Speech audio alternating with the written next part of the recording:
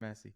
What's going on, Yeah. everyone? Good people of the world. I have Ryan Pettis here, here for a business breakthrough. Funny enough, we actually spoke yesterday on the Forward Media Marketing Coaching Mastermind, which I'm a part of. So I know a little bit about Ryan's story, but for the sake of just catching people up and just giving me a refresher, just give it to me, Ryan. What's going on, brother? So just do like an overview of what I got going on. Yeah, yeah. Okay, awesome. Yeah. So I started painting a few years ago with my brother for my great uncle. He had a company Okay, and he's been painting for like 40 years. okay, And we started working with him doing some new construction, and then we kind of fast forwarded, and then I was like, okay, this dude's making a lot of money. I want to try and start my own business. So I went off, started on my own. He kind of tore apart his business. He was tired of dealing with people and like talking to people yep. all the time. So he wanted to do just himself. And then I said, hey, I'm starting my own business. How about you subcontract me out when you get a job? And I'll Hmm. subcontract you out when I get a job, and we'll both just work Right, together. right. And we did that for a couple years. And then my brother quit working with us, but then he came back after he and his girlfriend broke up and he had nothing to do. So he was like, hey, can I work with you? So I said, yeah, come on, join the team. And then my other brother worked with me for a few weeks out of the summer last year. And that's what he's going to do full time this summer, is work with Okay, me full time this summer. And then, so Evan is the one that worked with me a couple weeks. And then Nate is the one that's been working with me for a while now. So beautiful. basically, what we have going on right now is I don't, it's not right, because basically I get the project, I'm doing the money on the ad spend, I'm doing all the sales, I'm doing all like the management of, paying Nate, paying Evan, I'm doing all that stuff.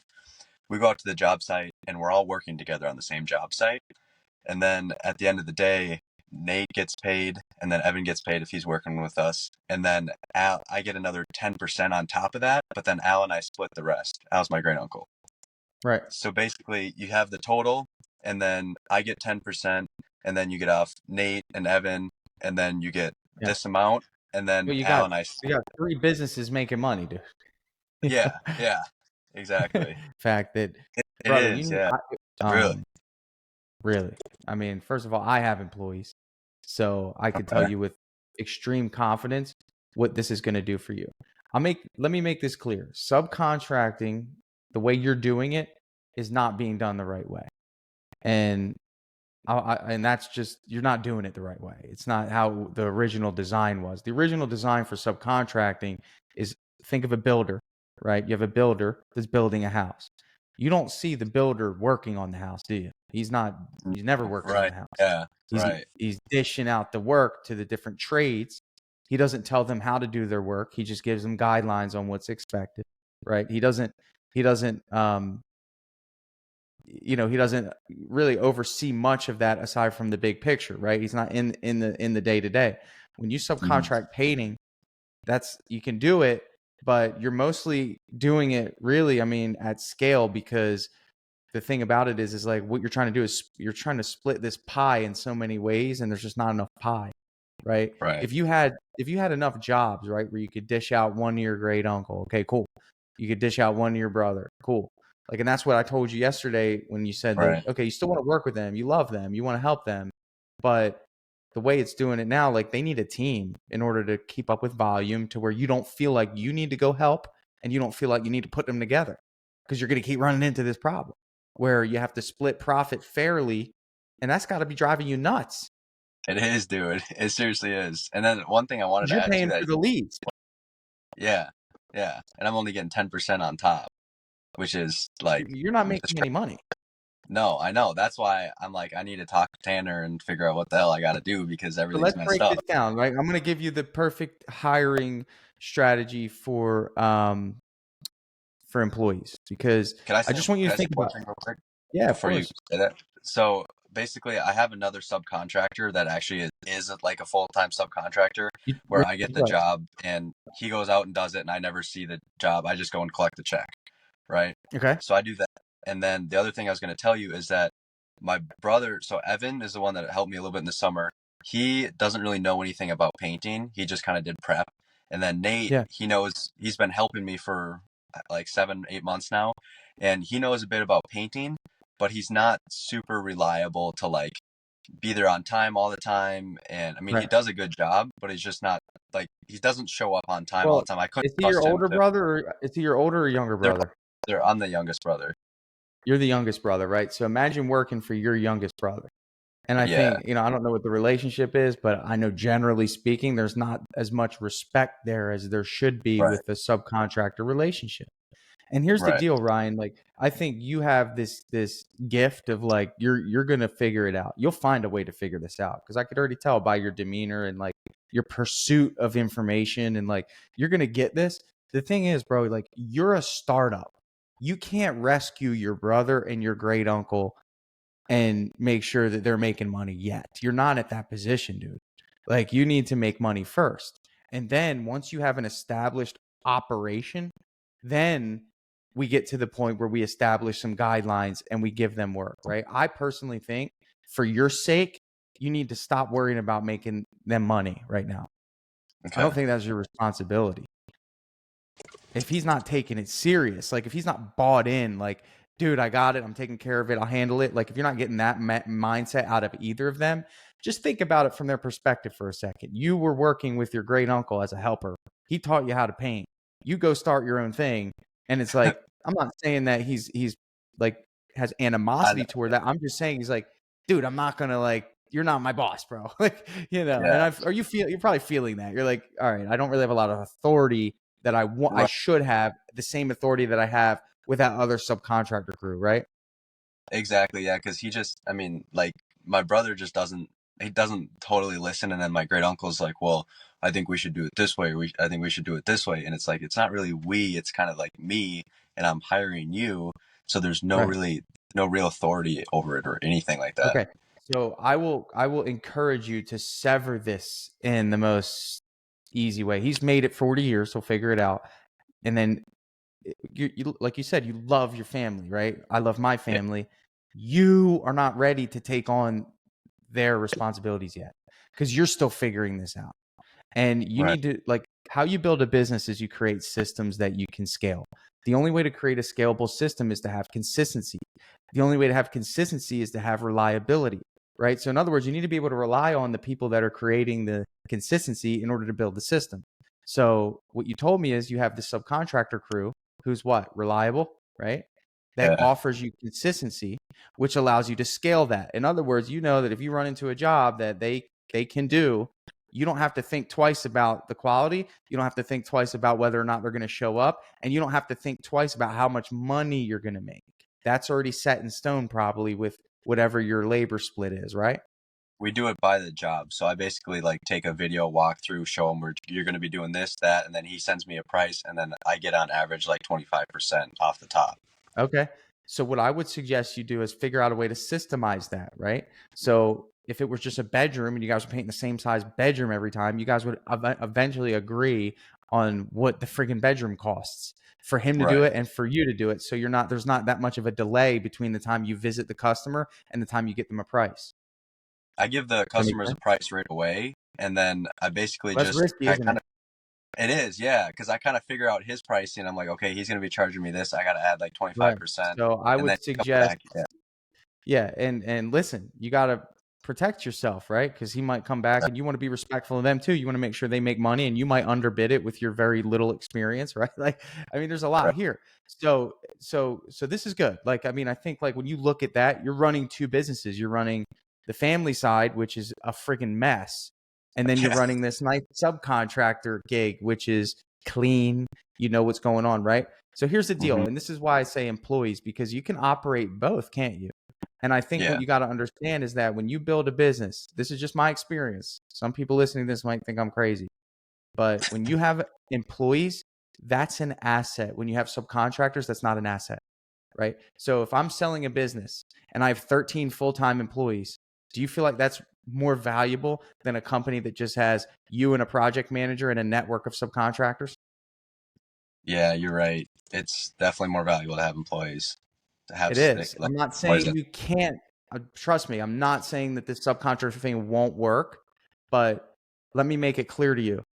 The employee model is sweet, dude. It is, if you can nail it. And here's the deal, you're up north.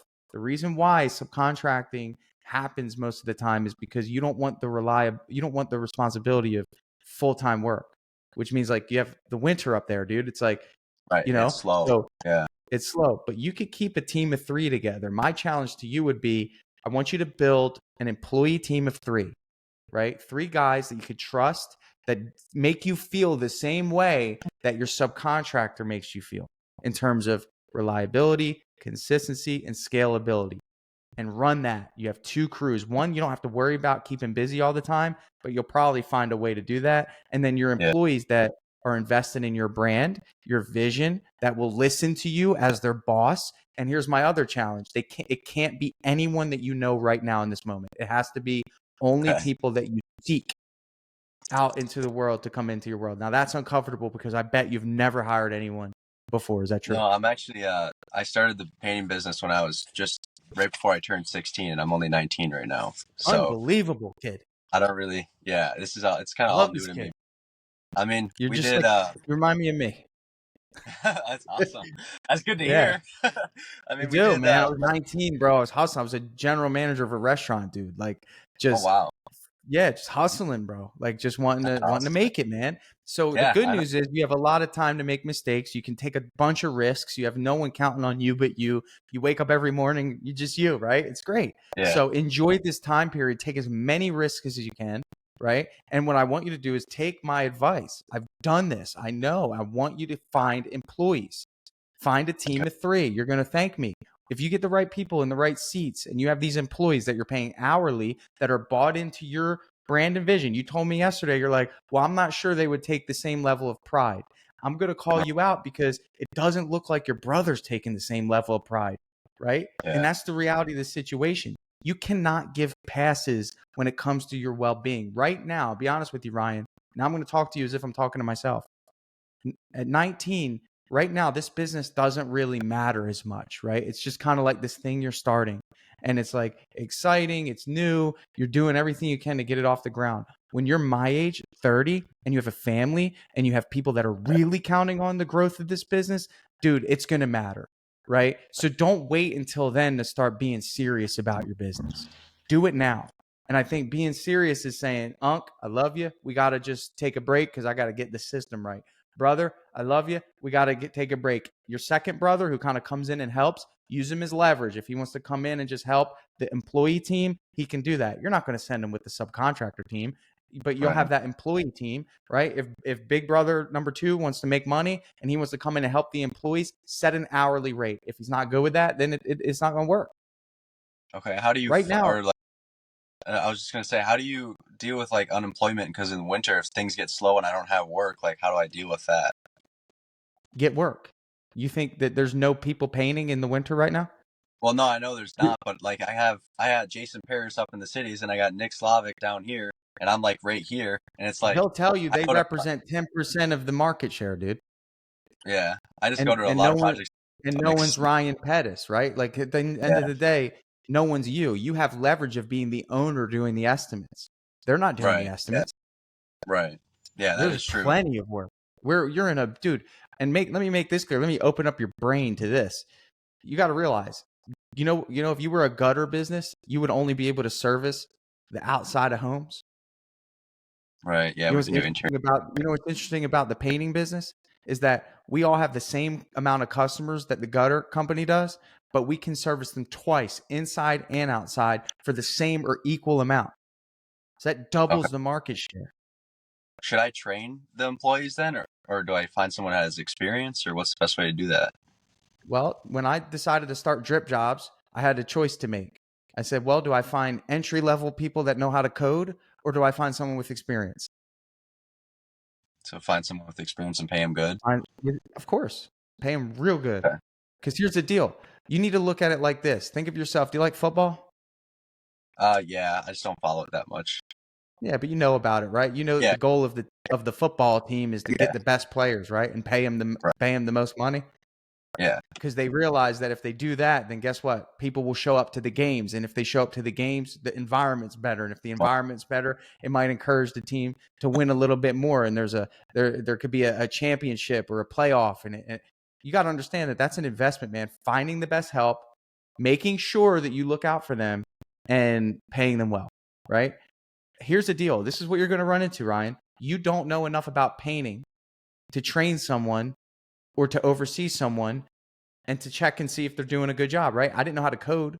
So how could I know if someone's doing a good job, right? You need to be hiring for character. Okay.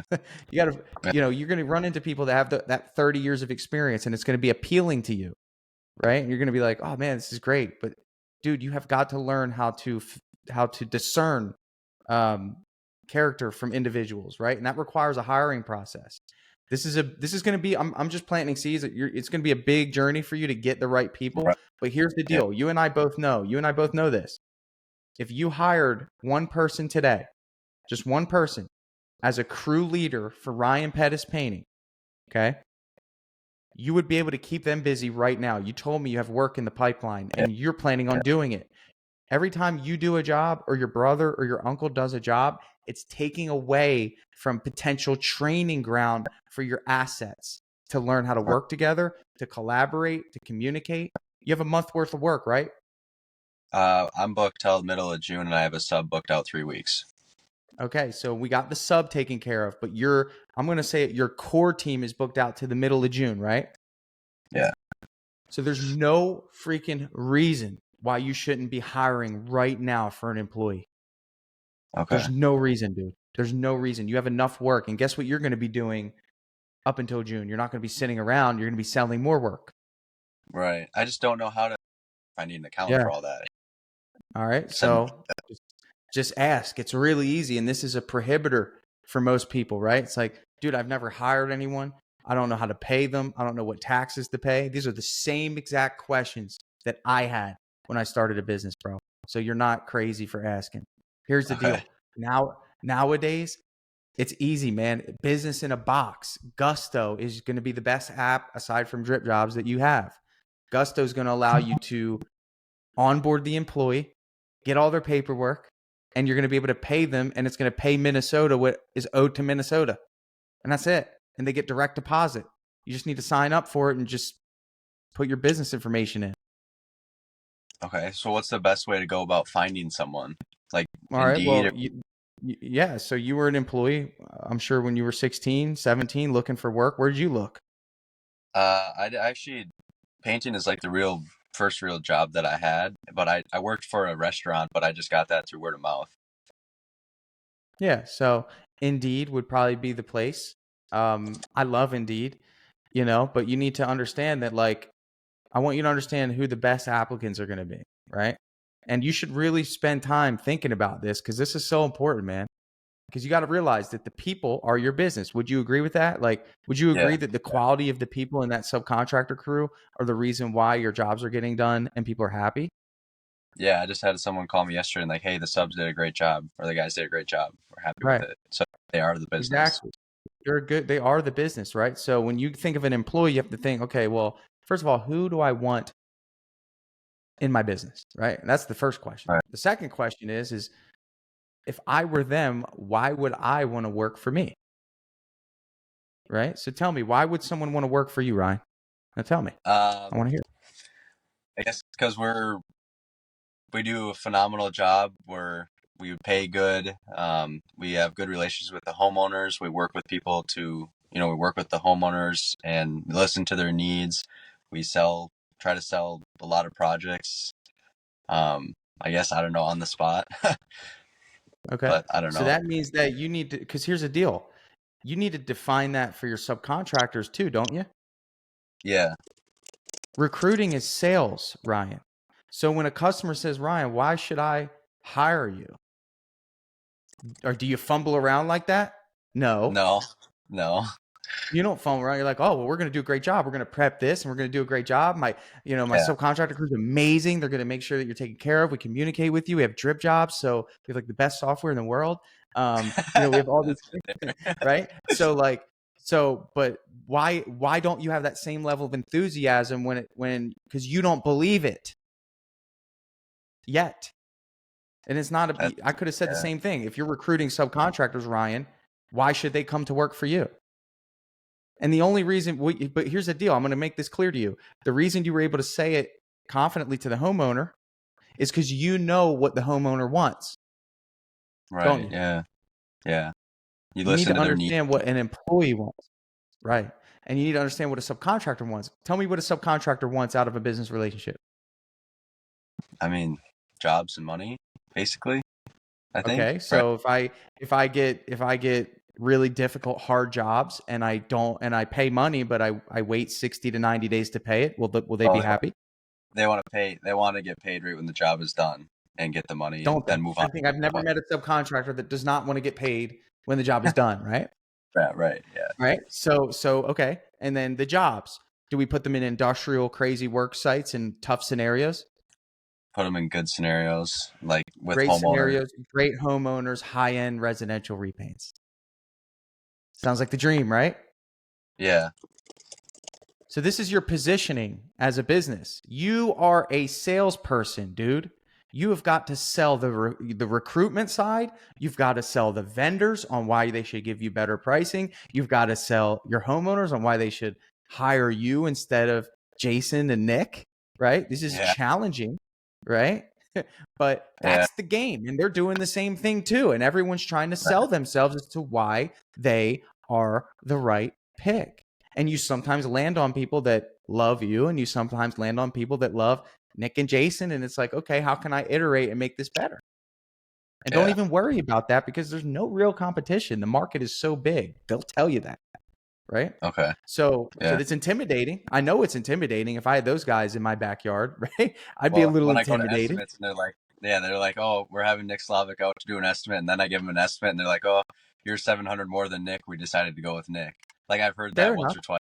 Yeah, it's Okay, like but okay, fair enough. whatever. But then again, you don't just say okay, right? You say, okay, well, how did I miss? What did I miss here? Did I not build enough of Yeah. a connection with this person?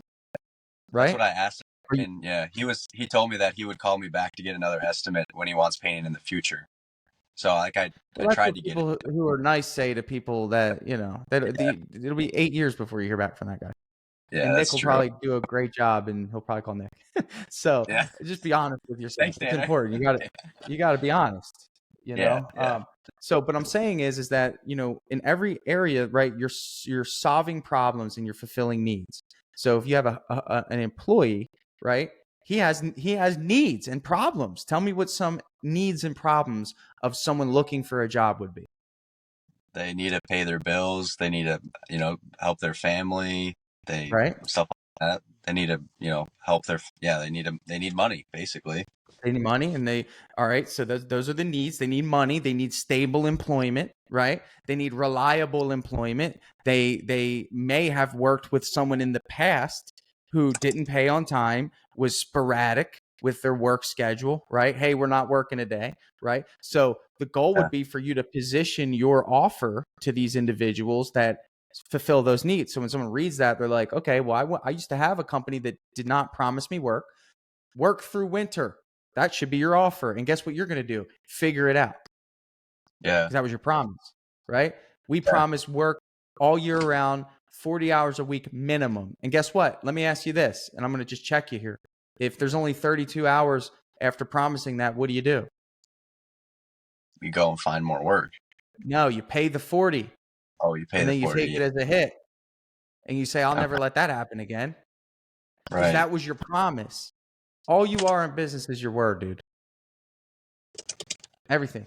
But here's the deal. High expectations, right? Because we want the best people to want to work for us. And the only way we do that is create an environment and create an offer that is the best. So here's the deal. Let's say you get this guy. Let's say they go through Indeed.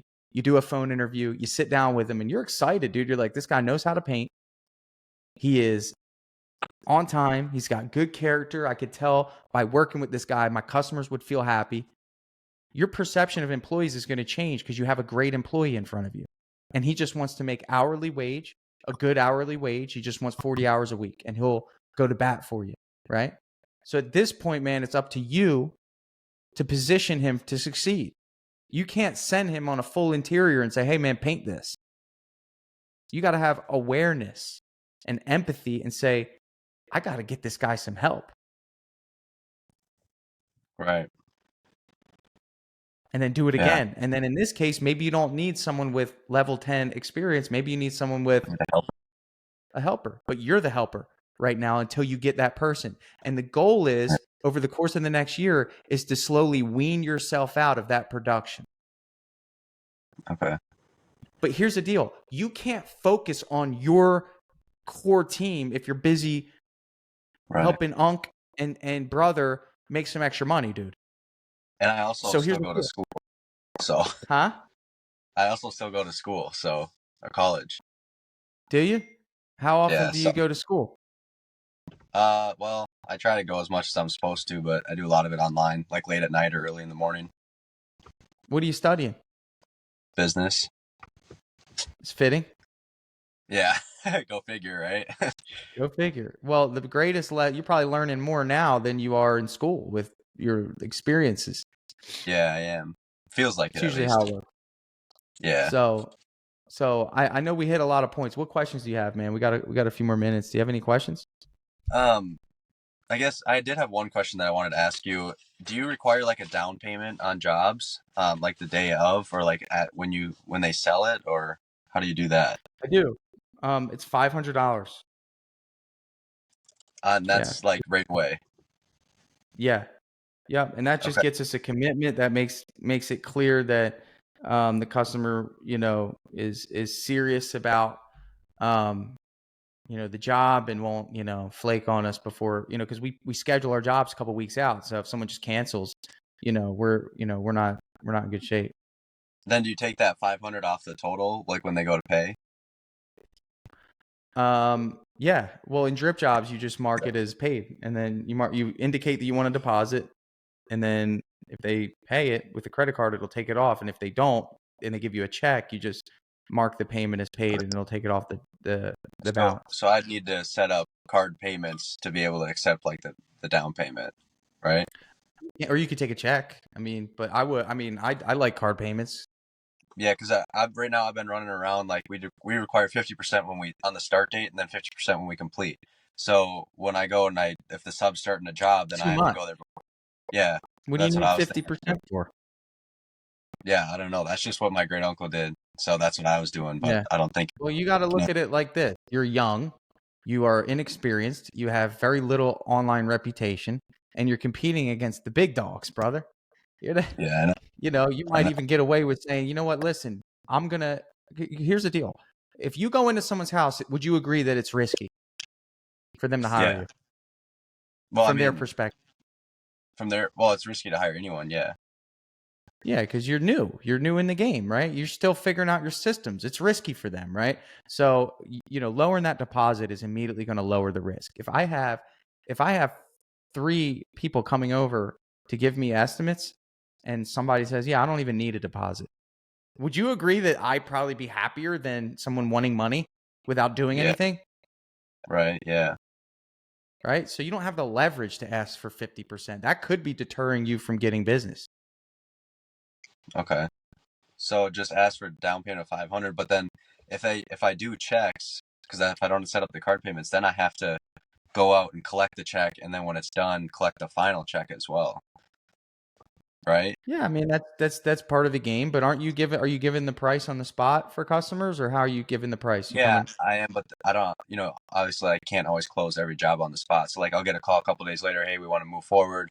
I signed Right. the drip job thing, and then I would have to just go out and get the 500. Yeah. Yeah. Okay. And then when it's complete, just walk through and then get the ride. Yeah. Going to pick up money. It's not the worst thing in the world. No, it's not. It just takes time away from, doing something else. So that's why I was here's just the thinking. deal. You got to realize you're painting, dude. You got to stop painting as quickly as possible. I know. Yeah. That's exactly what I'm trying to do. Right. That. So my action step for you, I have a free hiring course. I'll give it to you. It'll give you some tips, actions, and advice. I need to update it now. It's been so long. But here's the deal. There were some things that you said about why someone should work for you. And there were some good things in there. You're right. It was like, hey, we care. We work for great customers, all that stuff. That needs to be your ad. Because here's the deal. You want people that value that, dude. Right. And look and see what other painting companies are putting out on Indeed. And then when you get the applicants, right, dude, you got to look through those applicants. You got to take the time. You got to call them. You got to see where they're at. This is hard, dude. This is easy. I thought you had like 130 or something. for yours. Oh, you saw that? Yeah. So I had 130 applicants. Yeah, pared it down to I had, 2. and after this call, I'll spend a minute. I'll show you what it looks like on the back end. I'll show you how that All right. looks. So you And can then I be had a prepared. couple more questions too, if you have a Yeah, second. I do. One of them was, how do you show your subs or W-2s the scope of work? And then the other one was, do you ever tell your clients that you personally won't be doing the work?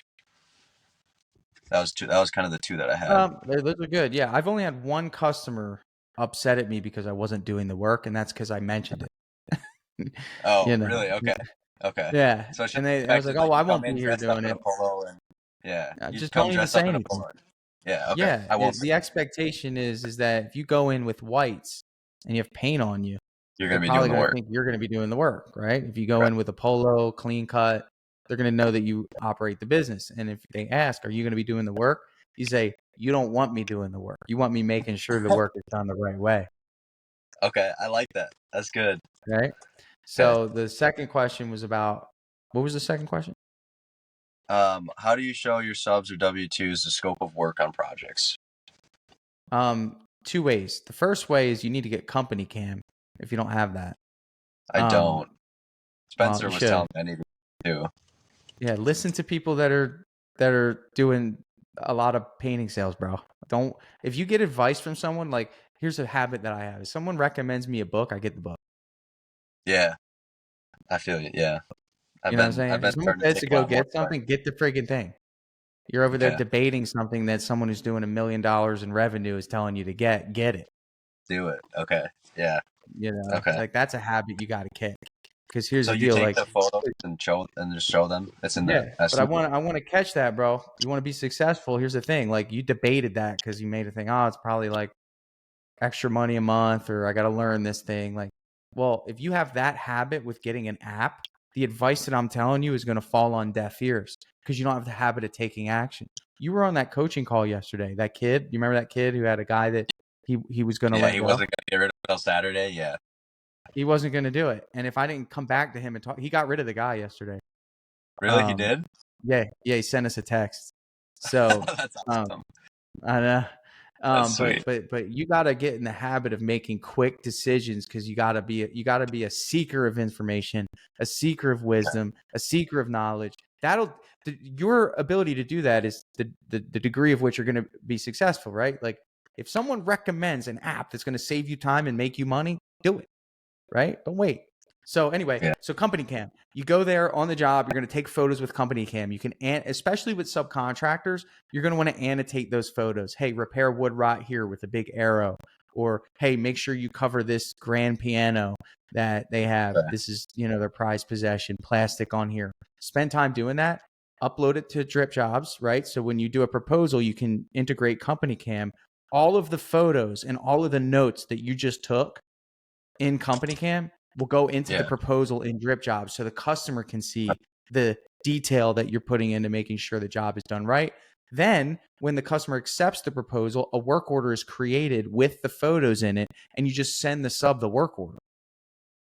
So if you look in Drip Jobs and you go to an accepted proposal, it says work order at the top. You just copy the link, or you can send it as a text message. Okay. So do you think I should be doing percentages for the sub, or do you think I should still be taking photos and sending it to him? What do you mean percentages?